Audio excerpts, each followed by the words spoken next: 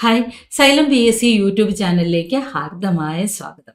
അപ്പം ഇന്ന് നമ്മൾ ചർച്ച ചെയ്യുന്നത് ഈ വീട്ടമ്മമാരായിട്ടുള്ളവർക്ക് സെക്രട്ടേറിയറ്റ് അസിസ്റ്റന്റ് പോലുള്ള ഒരു പരീക്ഷ ക്രാക്ക് ചെയ്യാൻ സാധിക്കും. അപ്പോൾ ഇതൊക്കെ കേൾക്കുമ്പോൾ പലരും പറയും, അയ്യോ പഠനമായിട്ട് വലിയ ടച്ചൊന്നും ഇല്ലാത്ത ശരിക്കും ഒരു ഹൗസ് വൈഫായിട്ടൊക്കെ ഉള്ള നമ്മൾ എന്താ പറയുക, മറ്റുള്ളവരുമായിട്ട് കൂടിച്ചേർന്ന് പഠിക്കാത്ത അല്ലെങ്കിൽ ഒരു കമ്പൈൻ സ്റ്റഡി ഗ്രൂപ്പിലൊന്നും ഇല്ലാത്ത അങ്ങനെയൊക്കെ ഉള്ള ഒരാൾക്ക്, അല്ലെങ്കിൽ ഒരു വർക്കിംഗ് വിമൺ അല്ലാത്ത ഒരാൾക്ക് വീട്ടിലെ കാര്യങ്ങളും ഒക്കെ ആയിട്ട് നടക്കുന്ന ഒരാളെ സംബന്ധിച്ചിടത്തോളം സെക്രട്ടേറിയറ്റ് അസിസ്റ്റന്റ് പോലെയുള്ള ഒരു വലിയ പരീക്ഷ സിസ്റ്റമാറ്റിക് ആയിട്ട് പഠിച്ച് ഒരു സമയപരിധിക്കുള്ളിലൊക്കെ ക്രാക്ക് ചെയ്യാൻ പറ്റുമോ? ഏറെ വീട്ടമ്മമാരായിട്ടുള്ള ഉദ്യോഗാർത്ഥികളെ അലട്ടുന്ന ഒരു കാര്യമാണ് അല്ലേ. നമ്മൾ തന്നെ ഒരു ഡിലമയിലാണ്. പലപ്പോഴും നമ്മുടെ മക്കളൊക്കെ ഇങ്ങനെ ചോദിക്കും, ഞാൻ HSA പഠിക്കുന്നുണ്ട്, ആ HSAയിലേക്ക് കൂടുതൽ കോൺസെൻട്രേറ്റ് ചെയ്യണോ, അതേ സെക്രട്ടേറിയറ്റ് അസിസ്റ്റന്റ് പോലുള്ള ഒരു വലിയ പരീക്ഷ വരാൻ പോകുന്നു അതിലേക്ക് കോൺസെൻട്രേറ്റ് ചെയ്യണോ, ആകെപ്പാട് ടെൻഷനാണ് ഗുർവി എന്നൊക്കെ പറഞ്ഞിട്ട് മെസ്സേജ് അയക്കാറുണ്ട്. അപ്പോൾ ശരിക്കും ഞാൻ അങ്ങനെയാണെങ്കിൽ ഞാൻ HSA പഠിക്കണം. മക്കളടുത്ത് പറയും, നിങ്ങൾ HSAയിൽ കൂടുതൽ കോൺസെൻട്രേറ്റ് ചെയ്യുക. കാരണം നമ്മൾ ഓൺ സബ്ജക്റ്റ് ആണത്.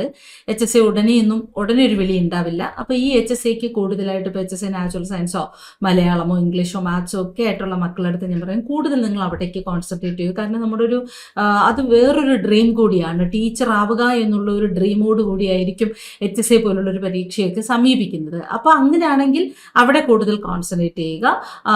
നമ്മുടെ ഏരിയയാണ്, അപ്പം നമ്മൾ ഓൺ സബ്ജക്റ്റാണ്, നമ്മൾ പഠിച്ചു വന്ന കാര്യങ്ങളാണ് പരീക്ഷയിൽ വരുന്നത്. ജനറൽ പേപ്പറിനെ അപേക്ഷിച്ച് നമ്മുടെ ഓൺ സബ്ജക്റ്റിന് ഇമ്പോർട്ടൻസ് കൂടുതലാണ്.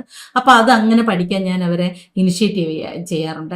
ഇനി സെക്രട്ടേറിയറ്റ് അസിസ്റ്റന്റ് പഠിച്ചുകൊണ്ടിരിക്കുന്ന കുട്ടികൾ എന്നെ പറയും, ഞാൻ ഡ്രോപ്പ് ചെയ്യട്ടെ, വല്ലാതെ മനസ്സ് മടുത്തു പോകുന്നു. ഒരുപാട് പേര് പറയുന്നു പ്രിലിംസ് ഒക്കെ ക്രാക്ക് ചെയ്താലും മെയിൻസ് കിട്ടാൻ വലിയ പാടാണ്, പിന്നെ സ്പെഷ്യൽ ആക്ട്സ് അത് ഇതൊക്കെ പഠിച്ച് പിന്നെ ഇൻ്റർവ്യൂ ഒക്കെ കടന്ന് പോകണമെങ്കിൽ UPSC ബാക്ക്ഗ്രൗണ്ട് ഉള്ളവരെ കൊണ്ട് മാത്രമേ പറ്റുള്ളൂ, നമ്മളെ പോലുള്ള സാധാരണക്കാരെ കൊണ്ട് പറ്റില്ല. പക്ഷേ ടു ബി ഫ്രാങ്ക്, നിങ്ങളെ പോലെ സാധാരണക്കാരായി വീട്ടമ്മമാരായി വീട്ടിലെ കാര്യങ്ങളൊക്കെ നോക്കി, മക്കളുടെ കാര്യങ്ങൾ, ഇൻലോസിൻ്റെ കാര്യങ്ങളൊക്കെ നോക്കി ഏറ്റവും എൻഗേജ്ഡ് ആയിട്ടിരുന്നിട്ട് തന്നെ പഠിച്ച് വിൽ പവർ കൊണ്ട് നന്നായി പഠിച്ച് ആ സമയം എങ്ങനെ വിനിയോഗിക്കണം എന്നുള്ള നല്ല രീതിയിലുള്ളൊരു കോച്ചിങ് കിട്ടിയ ആളെ കൊണ്ട് ഉറപ്പായിട്ട് സെക്രട്ടേറിയറ്റ് അസിസ്റ്റന്റ് പരീക്ഷ ക്രാക്ക് ചെയ്യാൻ പറ്റുമെന്നുള്ളതാണ് ഞാൻ ഗ്യാരണ്ടി. പക്ഷെ നമ്മൾ എങ്ങനെ ഈ സമയം വിനിയോഗിക്കണം? ഇപ്പം നിങ്ങൾ തന്നെ ചിലപ്പം ഏതെങ്കിലുമൊക്കെ ഓൺലൈൻ പ്ലാറ്റ്ഫോമിൽ കോഴ്സ് പർച്ചേസ് ചെയ്തവരായിരിക്കും, അല്ലെങ്കിൽ ഓൾറെഡി ഏതെങ്കിലും ഒരു LD ഒക്കെ സീരിയസ് ആയിട്ട് പഠിച്ചു, ആ കണ്ടന്റൊക്കെ കയ്യിലുണ്ട്, ഇനി അത് വെച്ച് സെക്രട്ടേറിയറ്റ് അസിസ്റ്റന്റ് പഠിക്കാം എന്ന് നിശ്ചയിക്കുന്നവരായിരിക്കും. ഇനി ഇതൊന്നുമില്ല, പ്രത്യേകിച്ച് കോച്ചിങ്ങിനൊന്നും പോയിട്ടില്ല, എന്നാൽ മനസ്സിൽ ഭയങ്കര ആഗ്രഹമാണ് ഭരണസിരാ കേന്ദ്രം അല്ലേ. നമ്മളെ കേരളീയരെ സംബന്ധിച്ചിടത്തോളം കേരളത്തിന്റെ തലസ്ഥാനമായ തിരുവനന്തപുരത്തിൽ തന്നെ എല്ലാ മന്ത്രിസഭയിലൊക്കെ ഉള്ള എല്ലാവരും ഉള്ള മുഖ്യമന്ത്രിയുടെ ഓഫീസൊക്കെയുള്ള ഗവൺമെന്റ് സെക്രട്ടേറിയറ്റിലെ ഒരു കസേരയിൽ ഇരിക്കണം, അവിടെ ഒരു ജോലി നേടണം. അതൊരു ഡ്രീം ജോബ് തന്നെയാണ്. ഒന്ന് സ്ഥലം മാറ്റം ഉണ്ടാവില്ല. ഡെപ്യൂട്ടേഷനിലെങ്ങാനും അതിൻ്റെ ഒരു അനക്സിലേക്ക് നമുക്കൊന്ന് പറിച്ച് നടപ്പെടുന്നത് ഒഴിച്ചു കഴിഞ്ഞാൽ ബാക്കി തിരുവനന്തപുരത്ത് തന്നെ നഗരത്തിൻ്റെ ഹൃദയഭാഗത്തുള്ള സെക്രട്ടേറിയറ്റിലെ ഒരു ഉദ്യോഗസ്ഥ ആയി മാറുക എന്നുള്ളത് ഏതൊരു വീട്ടമ്മയെ സംബന്ധിച്ച് ഒരു ഡ്രീം ജോബാണ്, ഒരു ഗ്ലാമറസ് ജോബുമാണ്, അതുപോലെ ഉത്തരവാദിത്തമുള്ള ജോലിയുമാണത്. കാരണം നമുക്കറിയാമല്ലോ, ഇതിൻ്റെയൊക്കെ ഹെഡ് ഓഫീസർമാര്, വകുപ്പ് തല മന്ത്രിമാര് ഒക്കെ വർക്ക് ചെയ്യുന്ന ഓഫീസാണ്. അപ്പോൾ തീർച്ചയായും നമ്മൾ നമ്മുടെ വർക്കിൽ 100% ഡെഡിക്കേറ്റീവ് ആയിരിക്കണം. ഇനി എങ്ങനെ നമുക്ക് ഈ ഒരു നമ്മളെ സ്വപ്നത്തിലേക്ക് നടന്നെടുത്ത് സ്വപ്നമല്ലത് യാഥാർത്ഥ്യമാക്കി മാറ്റാൻ സാധിക്കും എന്നുള്ളത് തീർച്ചയായിട്ടും നിങ്ങൾക്കൊരു നല്ലൊരു ആദ്യം വേണ്ടത് ഒരു സെൽഫ് മോട്ടിവേഷനാണ്. മറ്റുള്ളവർ പറയുന്നതിലേക്ക് കൂടുതൽ ചെവി കൊടുക്കണ്ട, ഇത് വലിയൊരു പരീക്ഷയാണ് അങ്ങനെയൊക്കെ പറഞ്ഞാൽ ഗവൺമെന്റ് സെക്രട്ടേറിയറ്റിൽ ഇരിക്കുന്ന ഉദ്യോഗസ്ഥരൊക്കെ അമാനുഷികരാണോ? അല്ല. നിങ്ങളെ പോലെയൊക്കെയുള്ള ഒരു ഗ്രാജുവേഷൻ എടുത്ത, നിങ്ങളെ പോലെയൊക്കെയുള്ള തിരക്കുകളിലൂടെ പഠിച്ച്, നിങ്ങളെപ്പോലൊക്കെ തന്നെ ബുദ്ധിവികാസമുള്ള സാധാരണക്കാരായ എൻ്റെ സ്റ്റുഡൻസ് കൂടിയായിരുന്ന മക്കളൊക്കെയാണ് അവിടെ ഇരിക്കുന്നത്. എത്ര പേരെ വേണമെങ്കിലും പരിചയപ്പെടുത്തി തരാം. എൻ്റെ ക്ലാസ് ഓഫ്ലൈൻ ക്ലാസ്സിലിരുന്ന്, ഓൺലൈൻ ക്ലാസ്സിലിരുന്ന്, ഇനി ഇത് രണ്ടുമല്ലാതെ യൂട്യൂബിലൊക്കെ ക്ലാസ് കണ്ട് പറഞ്ഞു തരുമോ, എന്താ ചെയ്യേണ്ടത്, അങ്ങനെയൊക്കെ ചോദിച്ച് അങ്ങനെയുള്ള മക്കളും അവിടെ ഇരിപ്പുണ്ട്. സെക്രട്ടേറിയറ്റിലും AGസിലും PSC ഓഫീസിലും ഒക്കെ. അപ്പോൾ തീർച്ചയായിട്ടും എനിക്ക് നിങ്ങൾക്കൊരു നല്ലൊരു മോട്ടിവേഷൻ അല്ലെങ്കിൽ നിങ്ങൾക്കൊരു നല്ലൊരു ഉപദേശമൊക്കെ ഇക്കാര്യത്തിൽ തരാനാവും. ഒന്ന്, നമുക്ക് വീട്ടമ്മമാരുടെ ബുദ്ധിമുട്ട് അറിയാൻ പറ്റുമല്ലേ. ആസ് എ ടീച്ചർ എന്നതുപോലെ തന്നെ ഞാനും ഒരു വീട്ടമ്മയാണ് അല്ലേ. വീട്ടിൽ ഇല്ലോസ് ഒന്നും കൂടെ ഇല്ലെങ്കിലും മക്കളുടെ കാര്യം, ഭർത്താവിൻ്റെ കാര്യം, പിന്നെ ഒരു വീടാകുമ്പോൾ നമുക്കറിയാം നമ്മൾ ഒറ്റയ്ക്കാണെങ്കിൽ കൂടി വീട് വൃത്തിയാക്കണം, വീട്ടിൽ പാചകം ചെയ്യണം, ബാക്കിയുള്ള വാഷിംഗ് ഉണ്ട്, ക്ലീനിങ് ഉണ്ട്, ഇതെല്ലാം ചെയ്യണം. നമ്മളെ വീടല്ലേ. അപ്പം നമ്മൾ താമസിക്കുന്ന വീട്ടിൽ എല്ലാ കാര്യവും നമ്മൾ ചെയ്തിട്ടാണ് ഇത് നിങ്ങളെപ്പോലുള്ള എത്രയോ ബ്രില്യൻ്റ് ആയിട്ടുള്ള കുട്ടികളെ ഞാൻ പഠിപ്പിക്കാനായിട്ട് എനിക്ക് പ്രിപ്പയർ ചെയ്യണം. സാധാരണ രീതിയിൽ നമുക്ക് മറ്റൊരു ഗവൺമെൻറ് ജോബ് പോലെ ഓഫീസിലെ ഫയലുകൾക്ക് മുന്നിലേക്കല്ല നമ്മൾ പോകുന്നത്. അത് ചെറിയ ജോലിയല്ല എങ്കിൽ പോലും ഞാൻ പറയുന്നത് കുറച്ചുകൂടി അപ്ഡേറ്റ് ചെയ്യപ്പെടേണ്ട ജോലിയാണ് ടീച്ചിങ് എന്ന് പറയുന്നത്. അപ്പോൾ തീർച്ചയായിട്ടും നിങ്ങൾ പഠിക്കുന്ന അതേ ഇനിഷ്യേറ്റീവ് കൊടുത്ത് ഞാനും പഠിച്ചാലല്ലേ നിങ്ങളെ പഠിപ്പിക്കാൻ പറ്റൂ, പ്രിപ്പയർ ചെയ്തല്ലേ പറ്റുള്ളൂ. അപ്പോൾ തീർച്ചയായിട്ടും എങ്ങനെയാണ് ഞാൻ എൻ്റെ സമയം വിനിയോഗിക്കുന്നത്, ഞാൻ പഠിച്ചിരുന്ന സമയത്തോ എങ്ങനെ ഞാൻ എൻ്റെ സമയം വിനിയോഗിച്ചു. ഞാൻ നിങ്ങളെപ്പോലെ ഒരു ജോലിക്ക് ആഗ്രഹിച്ച് 2-3 ജോലികൾ ക്രാക്ക് ചെയ്ത ആളാണ്. പിന്നെ ഓരോരോ ഘട്ടത്തിൽ ആ ജോലി ഉപേക്ഷിച്ചതാണ്. അപ്പോൾ എങ്ങനെ നമുക്കൊരു ഗവൺമെൻറ് ജോബ്, നമ്മൾ വീട്ടമ്മയായി ഇരുന്നു കൊണ്ട് തന്നെ നമുക്ക് എങ്ങനെ ഒരു ജോലി നേടാം? നമുക്ക് ഒന്നിന് ഈക്വൽ ആവില്ല. ഒരു ജോലിക്ക് വേണ്ടി മക്കളുടെ സന്തോഷം, അവരുടെ കാര്യങ്ങൾ നമുക്ക് ഉപേക്ഷിക്കാനൊക്കില്ല അല്ലേ. പലപ്പോഴും നിങ്ങളുടെ ഫ്രസ്ട്രേഷൻസ്, നിങ്ങളുടെ സങ്കടമൊക്കെ നിങ്ങൾ ദേഷ്യമായിട്ട് വീട്ടിലുള്ള കുട്ടികളുടെ അടുത്തൊക്കെ കാണിക്കും. പക്ഷെ അത് പാടില്ല. നമുക്ക് ജോലിയേക്കാളും ചിലപ്പോൾ ഒരു പടി മുന്നിലാണ് മക്കൾ. അതൊക്കെ ഒരു ലൈഫിൽ മാതൃത്വം അല്ലെങ്കിൽ നമ്മുടെ കുട്ടികൾ ഒക്കെ നമ്മുടെ ഏറ്റവും വലിയ സമ്പത്താണ്, സ്വത്താണ്. നമ്മൾ പറയുന്ന ഓരോ വാക്കുകളും ചിലപ്പോൾ കുട്ടികളെ വല്ലാതെ അങ്ങ് ഹർട്ട് ചെയ്യും. അതൊന്നും പാടില്ല. നമുക്ക് ജോലിയൊക്കെ കിട്ടി വരുമ്പോൾ നമുക്കൊരു ഫാമിലി വേണ്ടേ. ഇപ്പം ജോലി എന്ന് പറയുന്ന ജീവിതത്തിൻ്റെ അവസാന ഭാഗമൊന്നുമല്ല. പക്ഷെ നമുക്ക് ഡ്രീം അച്ചീവ് ചെയ്യുന്നതോടൊപ്പം വീട്ടിലെ കാര്യങ്ങളും നോക്കണം, പഠിക്കുകയും വേണം. അപ്പം അതെങ്ങനെ ചെയ്യാൻ പറ്റുമെന്നുള്ളതാണ്. ഒരു സൺഡേ നിങ്ങൾ വീട്ടിലേക്ക് ആവശ്യമായിട്ടുള്ള കാര്യങ്ങൾ പറ്റുമെങ്കിൽ ഒരു സൺഡേ ചെയ്തു വെക്കുക. വാഷിംഗ് അന്നത്തിന് നേരത്തെ എണീക്കുക. നമ്മൾ പലപ്പോഴും ചെയ്യുന്നത് സൺഡേ ഒരു ഹോളിഡേ മൂഡിലിരുന്നു കൊണ്ട് എല്ലാ കാര്യങ്ങളും ലേറ്റാക്കി പോവല്ലേ. അങ്ങനെ ചെയ്യരുത്. സൺഡേ പറ്റുമെങ്കിൽ 4 മണിക്ക് എണീക്കണം. 4 മണിക്ക് എണീറ്റ് 8 മണിക്കുള്ളിൽ വാഷിങ്, വീട്ടിനകത്ത് അത്യാവശ്യം ക്ലീനിങ്, ചിലപ്പോൾ ടോയ്ലറ്റ് ക്ലീനിങ് ഒക്കെ ഉണ്ടാവും. സെർവൻസ് ഒക്കെ ഉള്ളവർക്ക് ഭാഗ്യം. ഇല്ലാത്തവരെ സംബന്ധിച്ച് നമ്മൾ തന്നെ ചിലപ്പോൾ ചെയ്തേ മതിയാവുള്ളൂ. നമ്മൾ താമസിക്കുന്ന വീടല്ലേ, ജോലി കിട്ടി വരുന്നത് വരെ അത് ശ്മശാന ഭൂമിയാക്കി ഇടാനൊന്നും പറ്റില്ലല്ലോ, വൃത്തിയാക്കണ്ടേ. ഇപ്പോൾ തീർച്ചയായിട്ടും 4 മണിക്ക് എണീറ്റ് ഒരു 8-9 മണിക്കുള്ളിൽ സൺഡേ തന്നെ എല്ലാ കാര്യങ്ങളും ഒന്ന് ക്ലീനിങ് ആൻഡ് വാഷിംഗ് ഒക്കെ തീർത്ത് വയ്ക്കുക. ആ ഒരാഴ്ചത്തേക്കുള്ളത്. ഇനി അങ്ങോട്ടുള്ള ഒരു 90 ഡേയ്സ് എങ്ങനെ ഫലവത്തായി പഠിക്കാം എന്നുള്ള കാര്യമാണ് ഞാൻ പറയുന്നത്. അത് കഴിഞ്ഞ് നമ്മൾ വീട്ടിലേക്ക് ആ ഒരു ആഴ്ചത്തേക്കുള്ള പറ്റുമെങ്കിൽ പച്ചക്കറിയൊക്കെ കുറച്ചൊന്ന് അരിഞ്ഞൊക്കെ ഫ്രിഡ്ജിൽ വെക്കാനുള്ള ഏർപ്പാട് ചെയ്യുക. അതുപോലെ തേങ്ങയൊക്കെ തിരുമ്മി ഫ്രിഡ്ജിലേക്ക് വെക്കുക. അതൊക്കെ കഴിഞ്ഞിട്ട് പിന്നെ എന്ത് ചെയ്യണം, നമ്മൾ അടുക്കളയിലുള്ള നമ്മുടെ ക്രിയേറ്റീവ് പെർഫോമൻസ് ഒക്കെ ഒന്ന് തൽക്കാലം കുറച്ച് വയ്ക്കുക. എന്തെങ്കിലും തൈര്, അച്ചാർ, അങ്ങനെ 1-2 കറികൾ, നോൺ വെജ് ഒക്കെ പരമാവധി ഒഴിവാക്കി എന്തെങ്കിലും ഒരു അല്പം ഉണ്ടെങ്കിൽ തന്നെ ചിക്കനൊക്കെ വാങ്ങി ഒന്ന് കഴുകി മാരിനേറ്റ് ചെയ്ത് ഫ്രിഡ്ജിൽ വെച്ചിട്ട് വർക്കിംഗ് ഡേയ്സിൽ, അതായത് നമ്മൾ പഠിക്കുന്ന നമുക്ക് ഓൺലൈൻ ക്ലാസ്സുകൾ ഉള്ള ദിവസം കൂടുതൽ സമയം അടുക്കളയിൽ നമ്മൾ വിനിയോഗിക്കാത്ത രീതിയിൽ സിസ്റ്റമാറ്റിക് ആയിട്ട് ചെയ്യണം.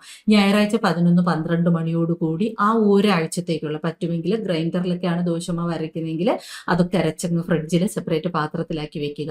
അപ്പോൾ ആ ഞായറാഴ്ച ഉച്ചവരെ കൊണ്ട് ആ ഒരാഴ്ചത്തേക്കുള്ള കാര്യങ്ങളൊക്കെ ചെയ്തു വെക്കുക.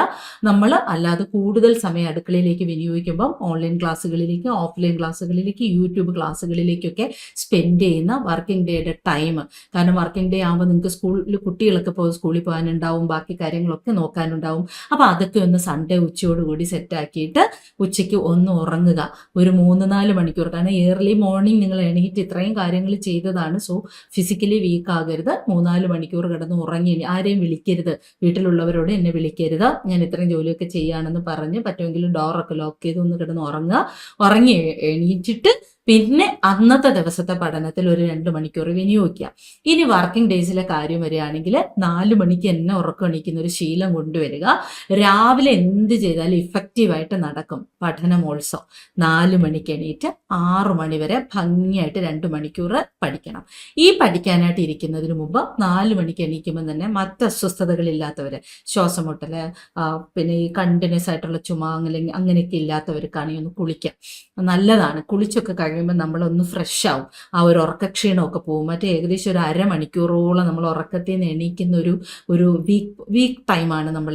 അപ്പോൾ ഒന്ന് ഒരു കട്ടനിട്ട് കുടിച്ച് ഒന്ന് ബോഡി വാമാക്കി അതിനുശേഷം ഒന്ന് കുളിച്ച് ഒന്ന് പ്രാർത്ഥിക്കുന്നവരാണെങ്കിൽ നമ്മൾ പ്രാർത്ഥിച്ച് എടുത്ത് അപ്പോഴേക്കും നമുക്കൊരു ഫ്രഷ്നെസ് നമ്മൾ അറിയാതെ തന്നെ വരും. ബാക്കിയുള്ളവരൊക്കെ കുട്ടികളൊക്കെ ഉറങ്ങുന്ന സമയം ആയതുകൊണ്ട് തന്നെ നമുക്ക് ഡിസ്റ്റർബൻസും ഇല്ല. 4 മണി തൊട്ട് 6 മണി വരെ 2 hours കണ്ടിന്യൂസ് കിട്ടും പഠിക്കാം. അപ്പോൾ ഈ സമയം ഏറ്റവും പ്രയാസം തോന്നുന്ന വിഷയം പഠിക്കുക. കാരണം നമ്മൾ ഫിസിക്കലി മെൻ്റലി ഫ്രഷാണ്. രാത്രിയാകുമ്പോൾ നമ്മൾ ഫിസിക്കലി വീക്കായിരിക്കും.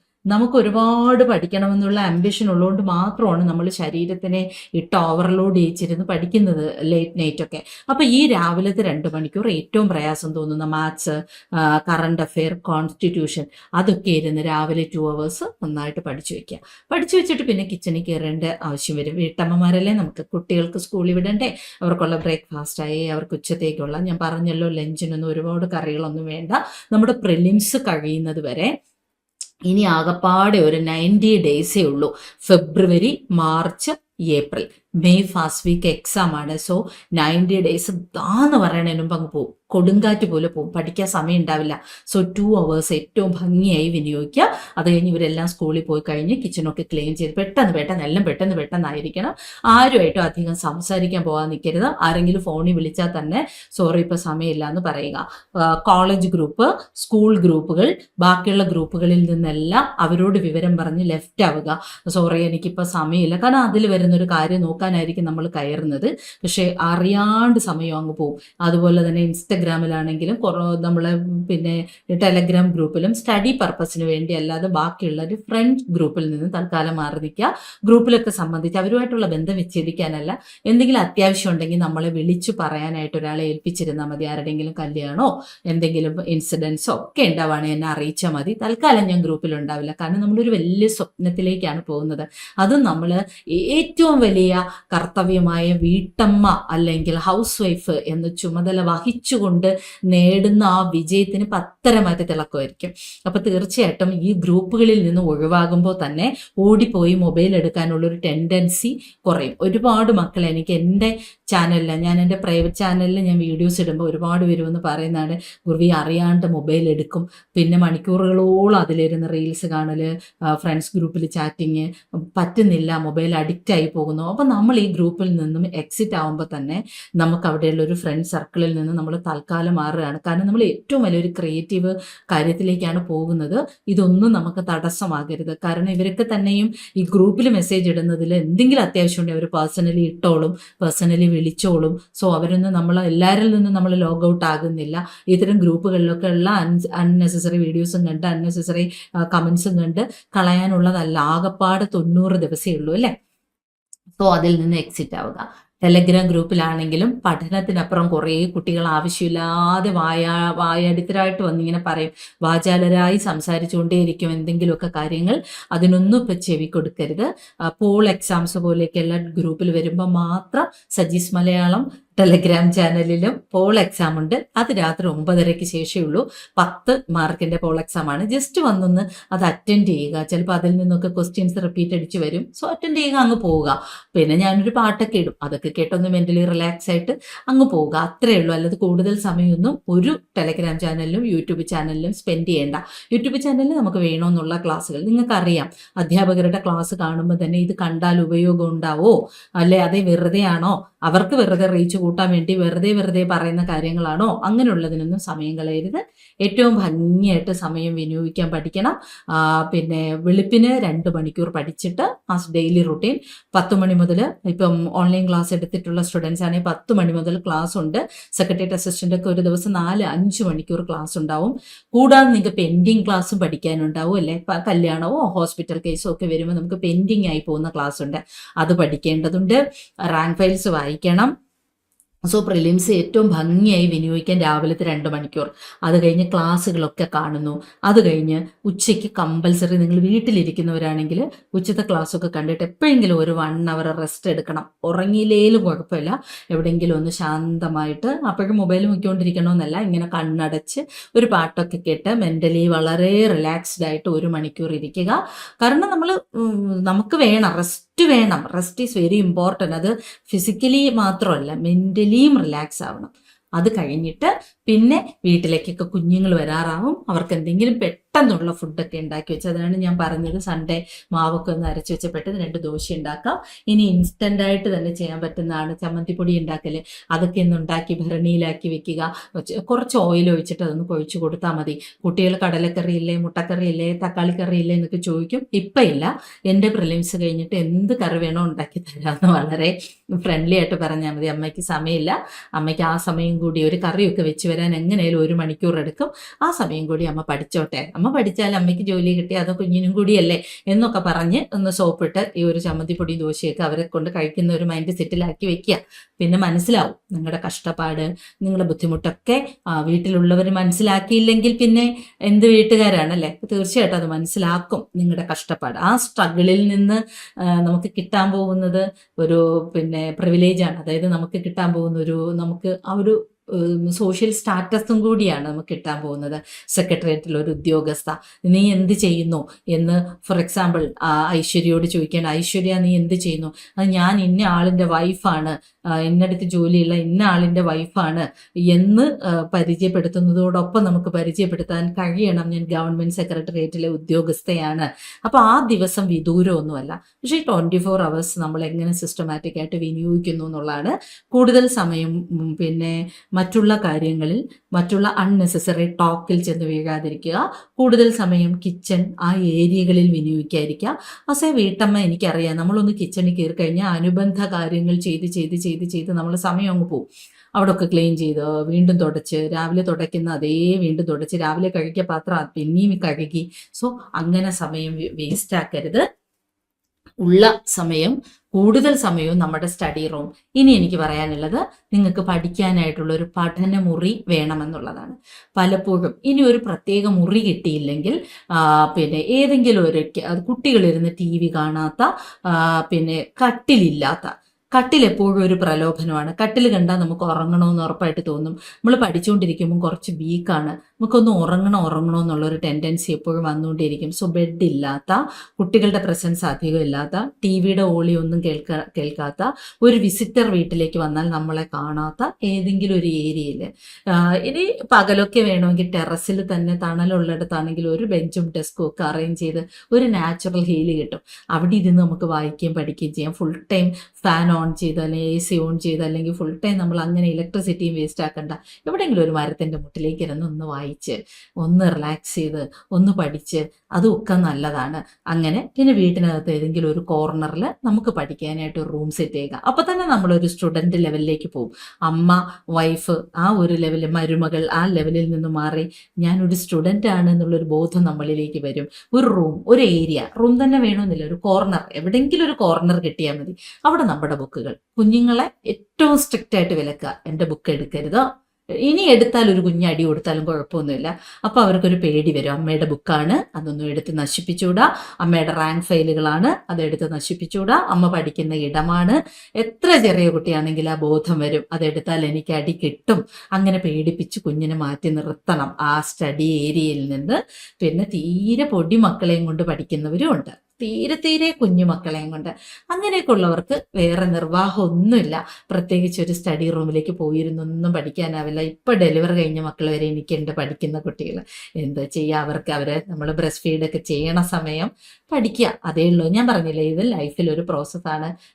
ദൈവം തരുന്ന അല്ലെങ്കിൽ ദൈവത്തിൻ്റെ ബ്ലെസ്സിങ്ങുകളിൽ ഒന്നാണ് മാതൃത്വം. തീർച്ചയായിട്ടും അത് കുഞ്ഞുണ്ടായി പോയത് കൊണ്ട് എനിക്ക് ഈ ജോലി നേടാനാകുന്നില്ല, ഞാനിപ്പം കല്യാണമൊക്കെ കഴിക്കാതിരുന്നെങ്കിൽ എനിക്ക് പഠിക്കാൻ പറ്റുമല്ലോ, അങ്ങനെയൊന്നും ചിന്തിക്കരുത്. ഇത് ലൈഫിൻ്റെ ഒരു സ്റ്റേജിലൊക്കെ നമ്മൾ ഡെയിലി ഇറ്റ്സ് എ റുട്ടീൻ, അതുകൂടി സംഭവിക്കണം. അത് ജീവിതത്തിൻ്റെ ഒരു സ്റ്റേജാണ്. ഒരു കുഞ്ഞ് ജനിക്കുക, ഒരു കല്യാണം നടക്കുക, ഒരു ലൈഫ് പാർട്ട്ണറെ കിട്ടുക.